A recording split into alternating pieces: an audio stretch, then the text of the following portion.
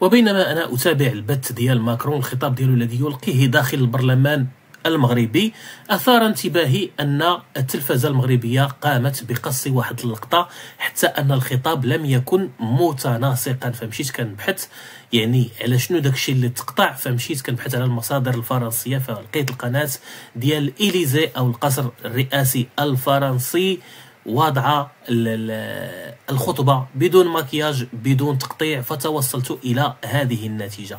فهذا ما قام التلفزيون المغربي بقصه. Et je pense bien sûr en premier lieu, et je le réaffirme ici devant vous. Il pense au premier lieu ثم اختفت بقية الجملة، ونذهب إلى النسخة الفرنسية لنستمع. Et je pense bien sûr en premier lieu au Sahara occidental. Au Sahara occidental. نعم، الصحراء الغربية، كلمة نطقها الرئيس الفرنسي من داخل البرلمان المغربي. الأدهى من ذلك هو أن الإذاعة المغربية تريد أن توهم المغاربة، أو حتى أنها ما قدرتش تنقل لو ديسكور كما هو، أو تنقل لهم ما قاله الرئيس الفرنسي، توهم المغاربة أنه ما قالهاش.